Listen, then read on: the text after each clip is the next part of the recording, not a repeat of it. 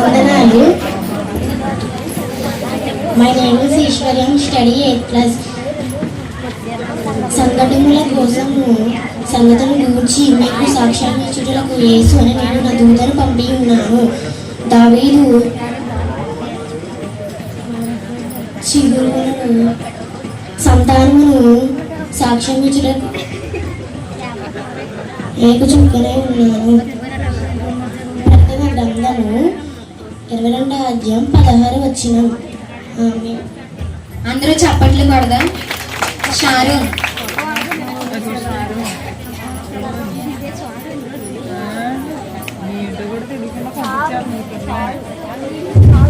అందరికీ వందనాలు. My name is Sharon. I am studying 9th class.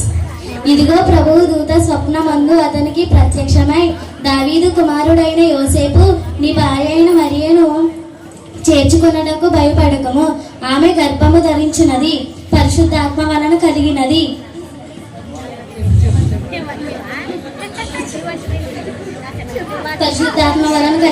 ఆమె యొక్క కుమారుని కనును. తన ప్రజలను వారి పాపముల నుండి ఆయన రక్షించను కనుక ఆయనకు యేసు అని పేరు పెట్టెదను. ఇదిగో కన్యక గర్భవతి అయిన కుమారుని కనును. ఆయనకు ఇమ్మానుయేల్ అని పేరు పెట్టెను. ఇమ్మానుయేల్ అని పేరు నాకు భాషాంతరము, దేవుడు నీకు తోడని అర్థము. యోసేపు నిద్ర మేలుకొని ప్రభువు దూత ఆజ్ఞాపించిన ప్రకారము చేసి తన భార్యను చేర్చుకొనెను. ఆమె కుమారుని కొను వరకు ఎరుగకుండెను. అతడు ఆ కుమారునికి యేసు అని పేరు పెట్టెను. మత్తయి సువార్త 1వ అధ్యాయం 20 నుండి 25 వచనం వరకు. ఆమేన్. చప్పట్లు కొడదాం. అయ్యప్ప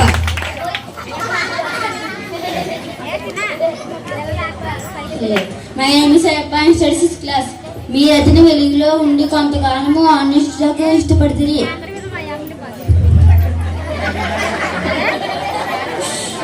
యోహాను సువార్త 35వ అధ్యాయం 1వ వచనం. ఈశ్వర్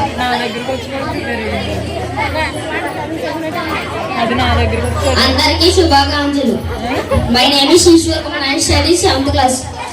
వారు ఆ నక్షత్రము చూసి అత్యానందంగా భరితులై వెలుగులోకి వచ్చి తల్లి అయిన మరియను ఆ శిశువు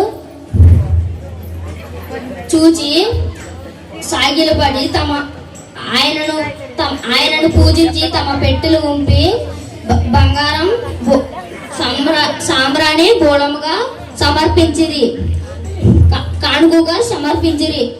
రెండో అధ్యాయం 1:10 నుంచి 11 వరకు. ఆమేన్. అందరూ చప్పట్లు కొడదాం. రాజేష్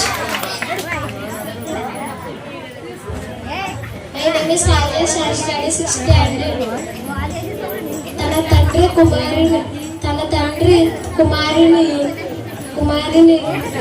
గల లోకరక్షకుడు గల ఉండడానికి సాక్ష్యం ఇచ్చుతున్నాము. మేము చూసి సాక్ష్యం ఇచ్చుతున్నాము. లోక పత్రిక 4వ వచనం 14వ వచనం. ఆమేన్. అందరూ చప్పట్లు కొడదాం. Jitendra my name Jitendra Venkata, I am studying 9th class. వారు మరి ఎవరి వలనను రక్షణ కలగదు, నామం వలనే మనము రక్షణ పొందగలము. కానీ ఆకాశము క్రింద మనుషులలో ఇయ్యబడిన మరి ఏ నామం వలన మనము రక్షణ పొందలేము అనెను. అపొస్తలుల కార్యము 4వ అధ్యాయం 12వ వచనం. ఆమేన్. ఈ సమయం ఇచ్చిన పాస్టర్ గారికి వందనాలు. చప్పట్లు కొట్టరా? మీకు మాత్రం పుట్టేది మేమే. మీరు కొట్టరా?